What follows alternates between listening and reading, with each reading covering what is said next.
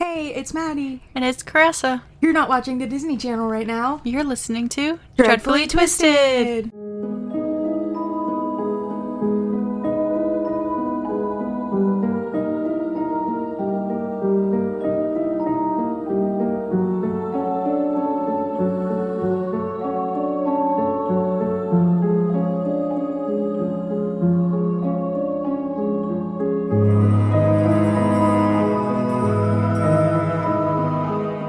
Woo! Woo!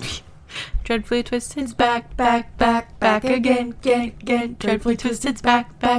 Tell your friends, and family. It's funny because we have like intro music, and then this is our like intro music theme song / beginning of the podcast episode every time. The other music is the intro music to the intro music. Yeah.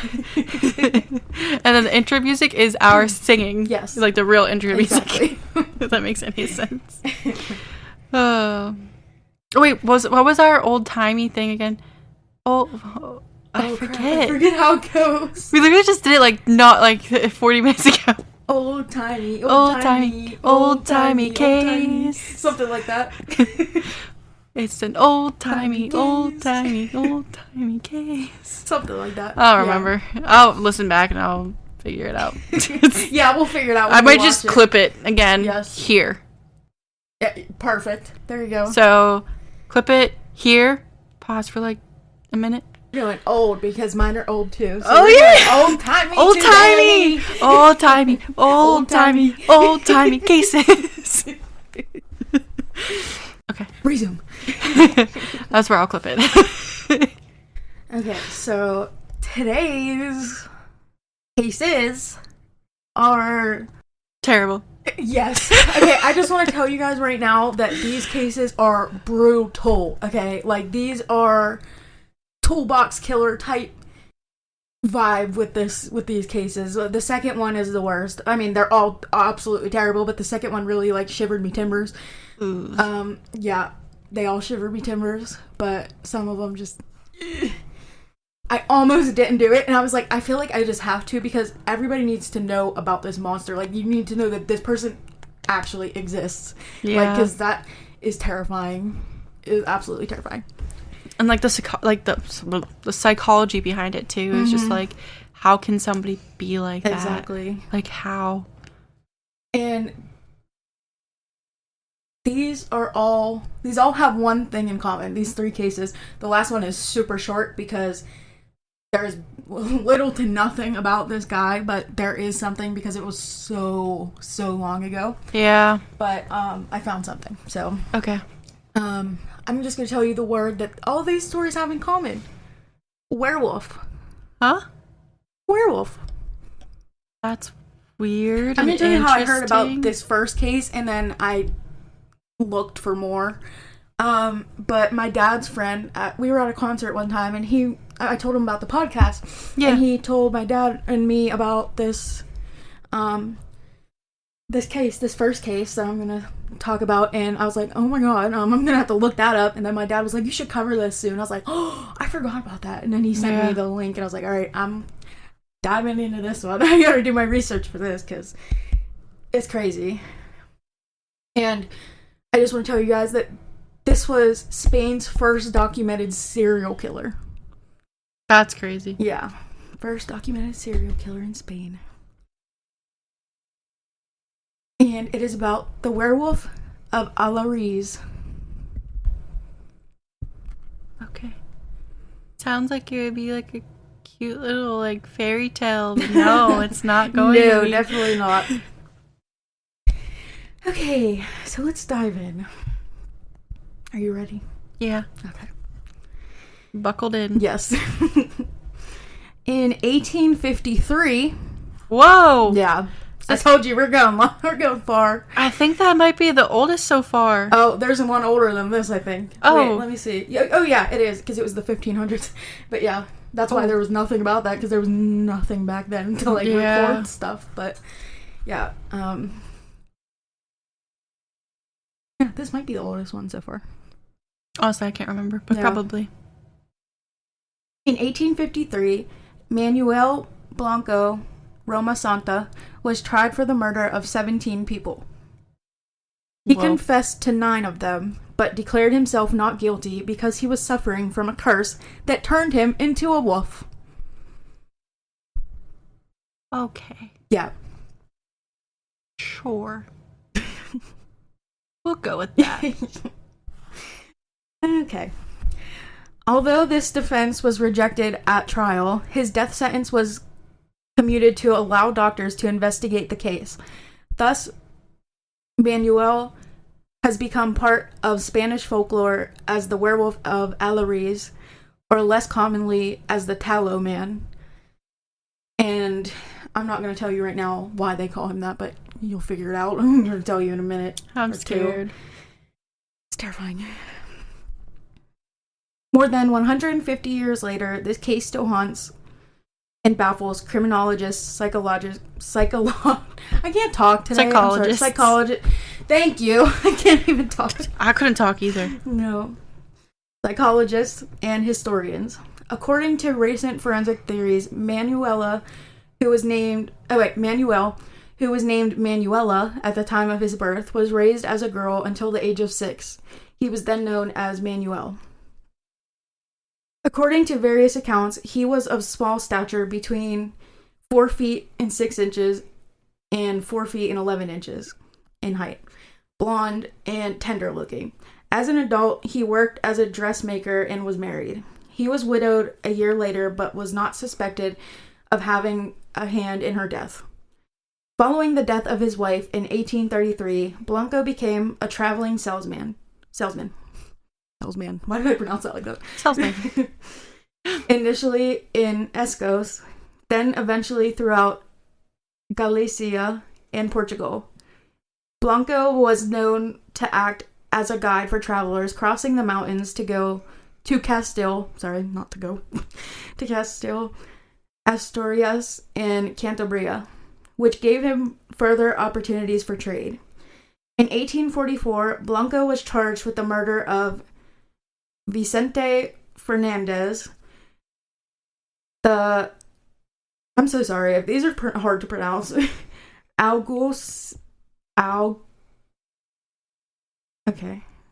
hold on a second. Whenever it's a different language, it's always very hard because, like, we don't speak any other language really. So, like, it gets difficult, but we try our best. Yes. So bear with us. Please do. You could use Google Translate to say it for you. Yeah. I think I had to do that a couple times. Okay, it means sheriff. I'm just going to say sheriff because we're not Spanish, so I'm going to say sheriff. Yeah. Sheriff of Leon.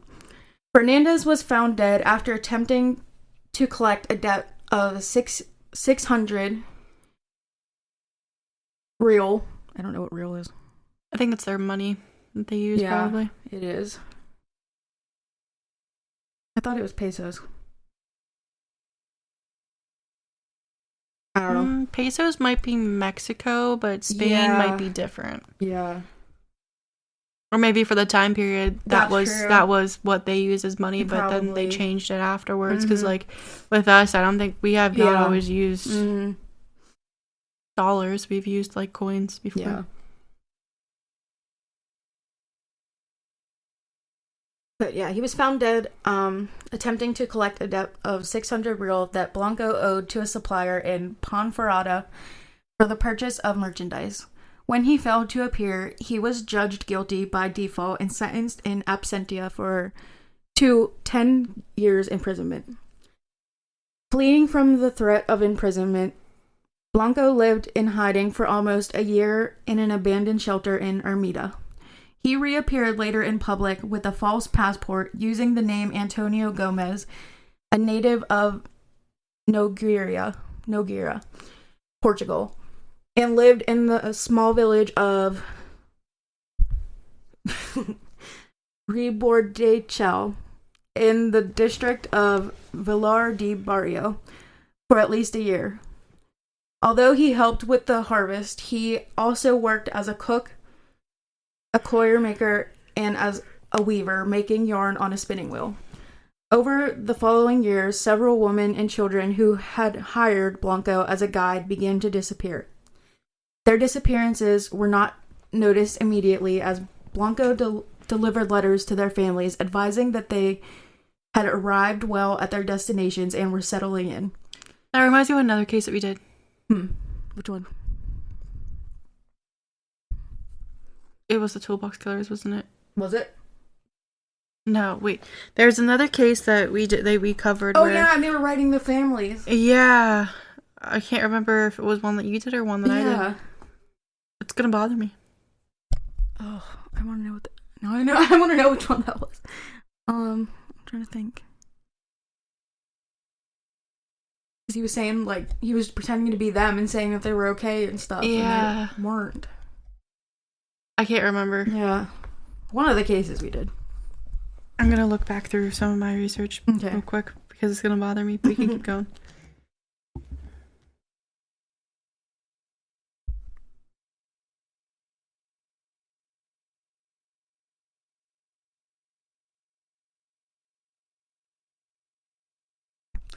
Over the following years, several... Oh, I'm sorry, I already read that. Their disappearances were not noticed immediately as Blanco delivered letters to their families advising that they had arrived well at their destinations and were settling in. However, people became suspicious when they noticed that he was selling his victims' clothing locally. Rumors began to spread that he was selling soap made from human fat. That's just like the soap maker of court. Exactly. And I was like, you gotta be kidding me. Another person was making people into soap. I was like, I thought that was a one-time thing, but no. That's crazy. So yeah. He would render their fat and use them to make soap.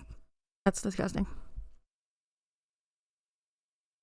In 1852, a complaint was finally lodged in the city of Escalona, alleging that Blanco deceived women and children into traveling with him so that he could kill them and remove their fat, which then he sold. It was Robert Picton. Yeah, the pig farmer. Yeah, the pig farmer. He was the one that was, yeah.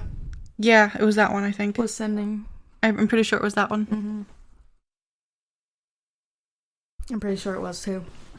Now that you said that.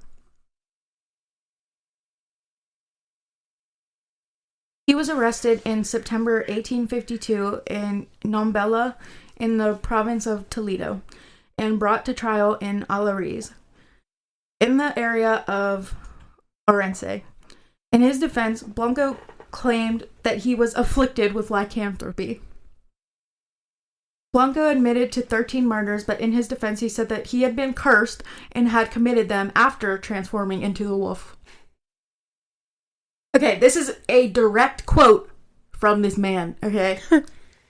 The first time I transformed was in the mountains of Cuso. I came across two ferocious-looking wolves.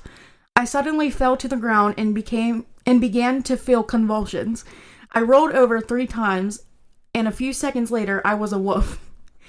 I was out marauding with the other 2 for 5 days until I returned to my own body. The one you see before you today, Your Honor. The other 2 wolves came with me, who I thought were also wolves, changed into human form. They were from Valencia. One was called Antonio, and the other Don Gennaro.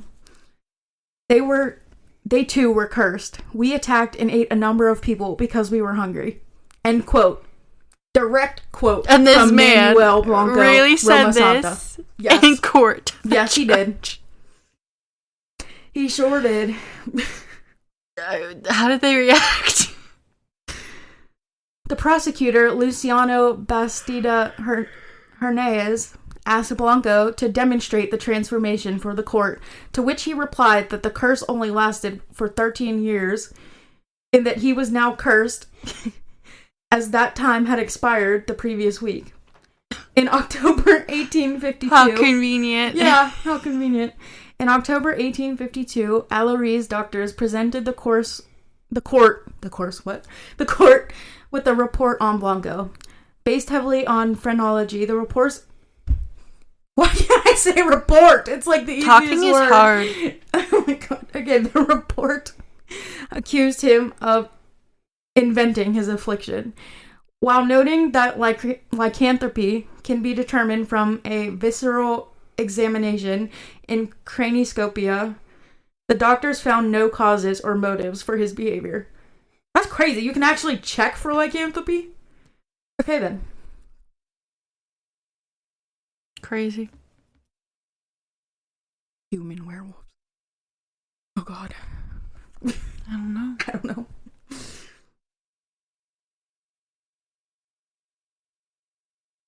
The court acquitted Blanco of 4 of the murders he had confessed to after forensic evidence indicated that these victims had died in real wolf attacks. That is where it gets me, because what do you mean they actually got attacked by a wolf? I wish you could see the face I'm making. I know, like, because did he? Like, that makes me think, like, did he actually turn into a wolf or something? I mean, like, it does not sound convincing, but why, like, did his victims... Could he have used a tool that would make it look like that, though? I don't think so.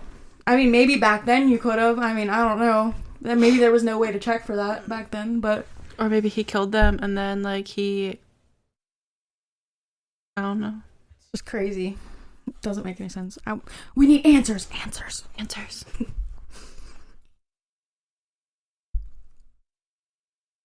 He was found guilty of the other 9, the remains of which exhibited signs of butchering. On April 6th, 1853, Blanco was sentenced to death by garrote with 1,000 real compensation to be paid for each victim. The court case had lasted 7 months, and the transcript... I can't talk, I'm sorry. And the transcript covered more than 2,000 pages. Wow. That's a lot of pages. Yeah. The Selanova prison and its records no longer exist, but it was widely believed that Blanco died within months of arriving. Locals say it was from illness, but there's also a rumor that he died after being shot by a guard who wanted to see him transform. What? When I read that, I was like, what? That was crazy. Whoa. I'm just gonna give you the names of the victims that are only... Obviously, a lot of them aren't on here, but these are the ones that you could find are, out there. Manuela Garcia, age 47, and her daughter Petra, which was 15. She was 15. Killed in the Sierra Sidon while traveling to Santander. Benita Garcia Blanco, age 34, and her son Francisco, 10. Killed in Corgo de Boy while traveling to Rua Cantabras. Antonia Land, 37 years old, and her daughter Peregrina, killed while traveling to Orense.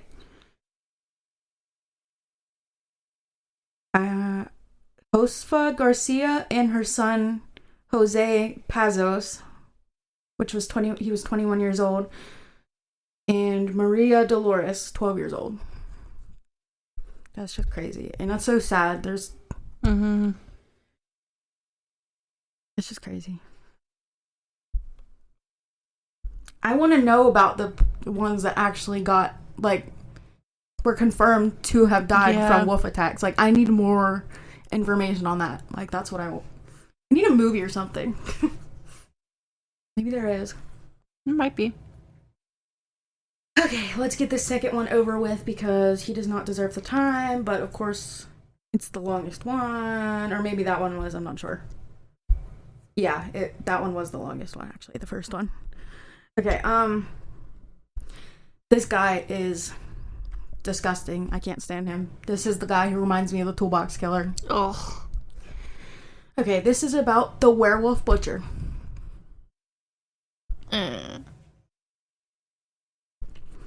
Jack Owen Spillman III was born on August 30th, 1969. Jack Owen Spillman III, born on August... Oh my god, I already said that. I'm sorry. He was from Spokane, Washington, and is widely known as the Werewolf Butcher. His criminal rap sheet includes charges... Okay, I just want to tell you guys real fast.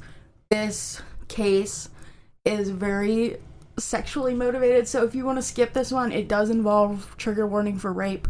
So if you do not want to watch this one, you may want to leave for the rest of this, because it is a little bit long, and I don't really know how long to tell you to fast forward to. Yeah. So if you just want to skip the rest of this or go to the end to listen to the last one, that's fine.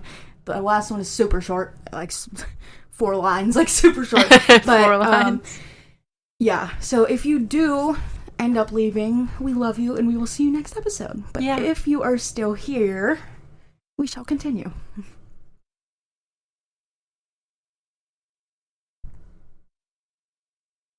His criminal rap sheet includes charges on rape in King County, Washington, and burglary. That's how I say burglary. I'm glad I'm not the only one. Oh my god. This is why we're best friends. We pronounce burglary the same way. Talking is so hard. It is. Okay. Ooh. Trying to read. If you can't say it, just say robbery. Yes, I will. And burglary in Spokane County, Washington, as well as a long list of charges ranging from indecent exposure, theft, malicious mischief, assault, and rape, dating all the way back to 1982. In 1995, Spillman viciously attacked, mutilated, raped, and murdered a mother and her teenage daughter in East Wenatchee, Washington. Under threat of the death penalty, he pleaded guilty to 3 counts of aggravated murder, including the 1994 mutilation murder of a 9-year-old girl. Makes me sick. In Okanogan County, Washington. The confession of the child's murder surprised authorities, although he had been a suspect in her disappearance. On October 29th, 1996, at the young age of 27, he was convicted of all 3 counts of aggravated murder and sentenced to life in prison without the possibility of parole. He is currently serving his sentence at the Washington State Penitentiary. According to official court documents, Spillman would declare to his cellmate, Mark Miller, that he wanted to be the world's greatest serial killer. Ugh, they all say that. Exactly. What makes you want to do that? I know. Like, why are you like, oh, I want to be the world's greatest serial... Why? Exactly. What's your motivation? I'm going to go into, obviously, what happened, but it's going to get dark fast. Okay. Spillman's mother had a total of 4 husbands, with whom she had 4 children. He and his 3 siblings never knew for certain which husband was the father of which child. He dropped out of school in the 9th grade. To the public eye, he was a low IQ laborer. Some news reports state that he had most recently been employed as either a butcher or a roofer, with a criminal record, but in reality, he was a true monster who spent his time stalking the woman he would eventually kill. Rita Huffman was 48. She was a car salesperson, and her daughter Amanda, aka Mandy Huffman, was 15 and a student. They did not know Spillman, but it was alleged by the state that he stalked them before killing them. There was no forced entry on their home, so he must have watched them for long enough to learn about the rear sliding door to the home, which always remained unlocked. The court reports that trial judge Carol A. Wardell submitted state that Rita was stabbed a total of 31 times in the upper chest and lower neck, which damaged and severed major blood vessels. The wounds were caused by a single-edged instrument, presumably a knife. She sustained wounds on her hands and arms, which were consistent with defensive actions, indicating that she was conscious and aware of being attacked. I hate this guy so bad. Despite her defensive efforts, Rita died of exsanguination. She would have lost, which means she lost blood, like so much blood.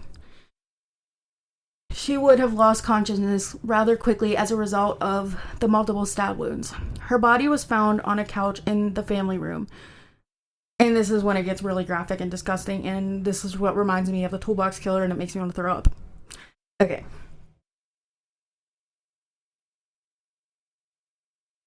Her genital area was excised and stuffed in her mouth, and her body was posed for exposure in a final indignity. Rita's daughter, Mandy, was killed by a blow to her skull from a blunt instrument, presumably the baseball bat, which was found inside of her vagina. Ugh. Disgusting. Ugh. Disgusting. I hate this guy so bad. Yeah, that's very Toolbox Killer. Exactly. And there's something else that literally the Toolbox Killer did, that this guy did, which literally... Ugh.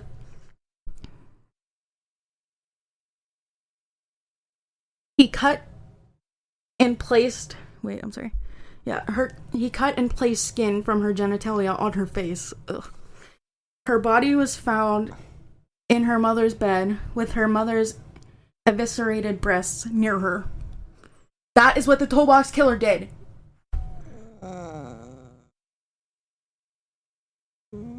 It's so disgusting. It makes me so sick.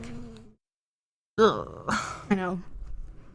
The Toolbox Killers were before him too, so he probably took inspiration. Exactly, that's what I was thinking. I was like, this guy is like really trying to... Ugh. Because of the nature of the crimes, it was possible that Mandy was held hostage for a short period of time prior to her death.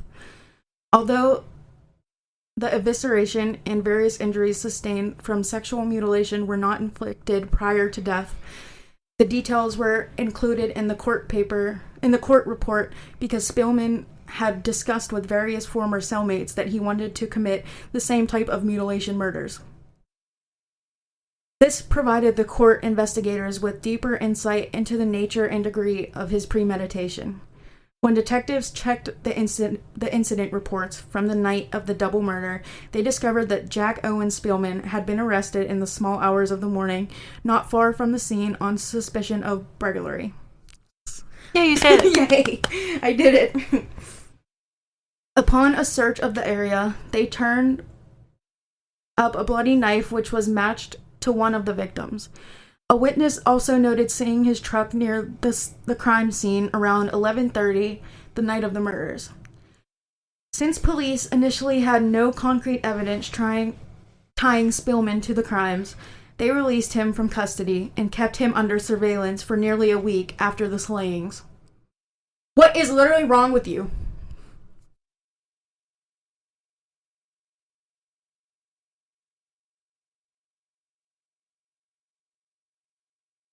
I lost my... Okay. You're good. During this time, he disposed of a bloodied ski mask, which was matched to a victim. Of course. Yeah. It was later discovered that he had drank Mandy Huffman's blood, as her blood was smeared near the mouth opening of the ski mask. Oh. Yeah, disgusting. Ugh. Rita's death and the rape and torture leading to it was incidental, as Spillman had been keeping his eye on Mandy. The daughter had been his intended victim. When the body of Spillman's 9-year-old victim, Penny Davis, was exhumed, it appeared that Spillman had buried her in the same position which Mandy was later found on her mother's bed. He admitted he had stalked the Davis family with an interest in Penny's older sister. He did the same thing to a 9-year-old girl? Exactly. He had an interest in Penny's older sister, and he had stayed with the family on occasion. I hate this guy. Same. He moved out of the area when the little girl turned up missing, and the police began to question him. Yeah. I'm sorry, but, like, I want to know what made him choose her if he was trying to go after her sister. I mean, like, neither one deserves it, but, like, I want to know why he changed his mind. And, like, because he's messed up in the head? Probably because he thought he could get away with it. Probably. He was like, oh, I'm gonna be the greatest serial killer if I kill this little girl. Like, I hate you. That makes you just a terrible person that doesn't deserve. Right. Like, literally, like the scum on the bottom of the sewer. Yeah, that's a good way to describe it. Exactly. Yeah.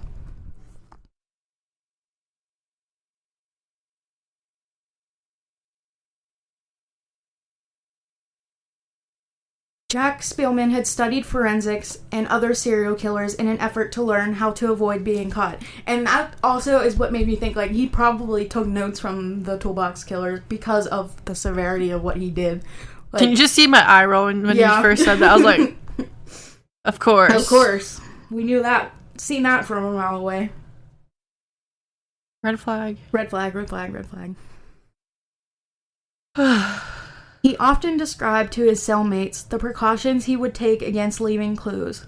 Obviously, he didn't do that good of a job. Exactly. Which is good. But, like, yeah. It's so funny. You suck at it. Exactly. He got caught. Sucks to suck. Yeah. Doesn't it suck to be one of the world's biggest POSs? Buddy? Yeah. How does it feel? Nothing? That's what I thought. Okay. Because you're in jail. Yeah. And I hope you're not here anymore. Yeah. We'll see.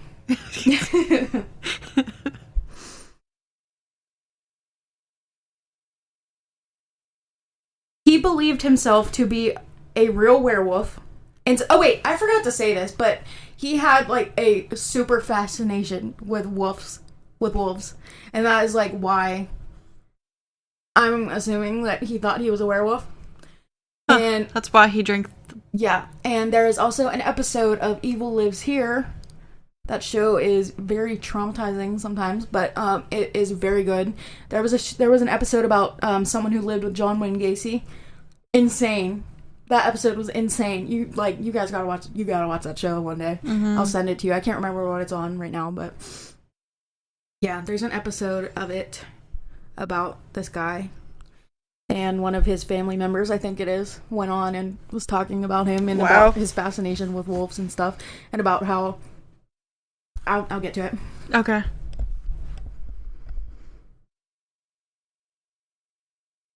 He believed himself to be a real werewolf and stalked his prey as he assumed such a beast would.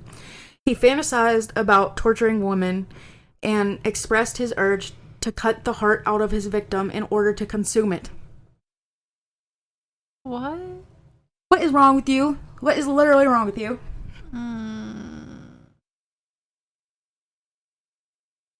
Additionally, he desired to keep his victims in a cave. Wow, like a freaking real wolf is like, he was literally trying to be a real wolf and like keep them in a cave. What is wrong with you? Literally. What is actually wrong with you? Yeah, I also forgot to tell you guys how Penny died, and I put this at the end here because I forgot to put it up further, but okay. Yeah. If you really want to know. Not really. Go ahead. Yeah. Penny had died quickly from torture in a cut to her throat that was too deep. In the local cave he had taken her to, and he was unable to fulfill all of his dark fantasies. This is disgusting. Literally freaking disgusting, disgusting, disgusting. After he buried her body in the woods, he exhumed her corpse several times for sexual purposes. When recounting his bloodthirsty fantasies, Spielman would reportedly grow quite frenzied. He was apprehended on April 19th, 1995, and received a sentence of life with no possibility for parole. He is currently still in prison at Washington State Penitentiary. Yeah. Also, I am absolutely 100% shocked that nobody has killed him in prison, because you know what happens to people who do things to little kids in prison? Like, exactly. Like, you will be ended. Like, I can't... They must have him in, like, some solitary confinement or something, because he would have been gone by now. That's all I gotta say. Yeah. They don't take kindly to people who hurt kids. Nope. At all. Nope. And this You'd is the be last the worst one. of the worst person to do that to a child. Exactly. Disgusting. I hate that guy with a burning passion. Like, I was reading that, like, ew. No, I know how you felt whenever I did the Toolbox Killers, and that was a two-parter, so I was like, so bad. It's okay. Oh. I guess it's different, like saying it, I guess, than listening to it. It is, yeah. Especially because, like, I've never heard that one before. Yeah. I mean, I've heard of it, but I've never looked into it. Like, the details of it. And I always got that one confused with the other one, the toy box killer and the toolbox which killer. is just as bad. Exactly. Actually, I think the toy box killer is worse than the toolbox killers. Oh god, I don't even remember what all went into that, but I know the toy box killer has like a recording. It's just like he has a recording that he says this big long speech, but he has the woman tied up, and then he says like, if you're hearing this, it means you're gonna like. It's like a very gross long speech. I've never listened to the whole thing, but I listened to another podcast that talked about it, and that's the one like I could not I could not finish that episode. I couldn't like. So the toy box killer is worse than the toolbox killer. He's like a creepy looking old man too. Like, and it's a guy and a woman that was doing it. Was it a woman too? It was a guy and a woman. The woman would lure the girls into the trailer, and then that's how they would kidnap them. And then they would like chain them up, and then all that stuff. Like that was the only one that I could not listen to. Yeah, it was awful. I might try to listen to it again though. Yeah, but at the time, whenever I first started listening to true crime podcast, which is like 3 years ago now, I could not listen to that one. I literally had to skip it. That was me with the Black Dahlia. That freaking haunted me for the rest of my life. I'm still scared of that. That case really shook me. And the fact that they never solved it is even scarier. I hate that. But yeah, this one's short. And this is about the werewolf of Bedburg. And it made me laugh because I thought of bedbug pronounced like Bedburg. I was thinking Big Bird from Sesame Street. Big Bird or Bedbug. I like Big Bird better. Yes, me too. Me too, definitely. Okay, Peter Stump, 2 P's, not 1, was born in 1525 in Bedburg, Germany. He was a German farmer and alleged serial killer who was accused of practicing witchcraft, cannibalism, and lycanthropy. He claimed to have been given a belt by the devil, which could transform him into, quote, the likeness of a greedy, devouring wolf, strong and mighty, with eyes great and large, which in the night sparkled like fire, a mouth great and wide, with most sharp and cruel teeth, a huge body, and mighty paws, end quote. That was very descriptive. Yeah, for the 1500s. Yeah, exactly. Among the most graphic crimes he confessed to was killing 2 pregnant women. Okay, this is super, super graphic. If you want to skip it, go ahead. Like 10 seconds. Okay? Okay. Each time ripping their fetus from their womb and eating its heart. No. Yeah. No. He would later describe... Exactly. He would later describe the organs as dainty morsels. Ew. I'm done. Ew! I'm done. I wish I could have skipped that part. I wanted to erase my eyes when I first seen this. I was like, yeah. Like I'm covering my ears. He also confessed to killing and eating 14 children, including his own son. What? Yeah. He was beheaded as a form of execution on October 31st, 1589. His head was then placed on a pole with a wolf figure beneath it as a warning to others. Yeah. The 1500s of it all. The 1500s of it all. Exactly. What? Yeah. Okay. So if that wasn't disturbing enough, yeah, there was that. If the first 2 didn't disturb you enough, there's a third one to add in there. Alright, I'm gonna... Okay, you're traumatized. We're gonna erase our brains.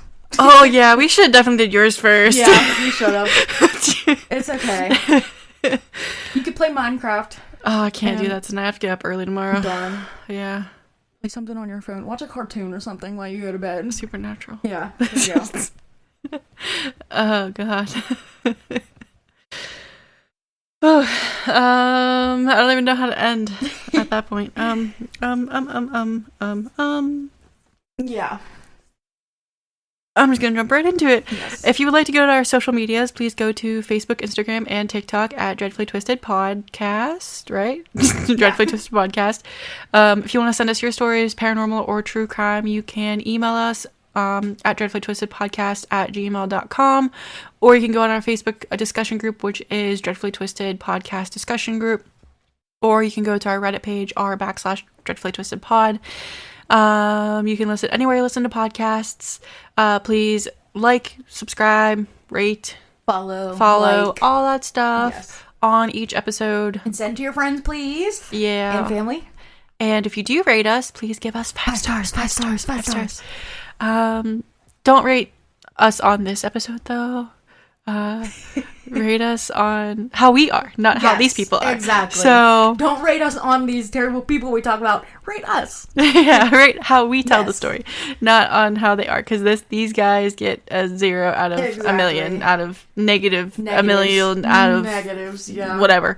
They get the lowest score they possibly can. Exactly. But yeah, and we will see you guys next week. And yeah, it's always going to be dark here. Yeah. Okay, we'll see you guys next week. We love you. We love you. Bye. Bye. You're doing old because mine are old too. So old-timey. Old-timey cases.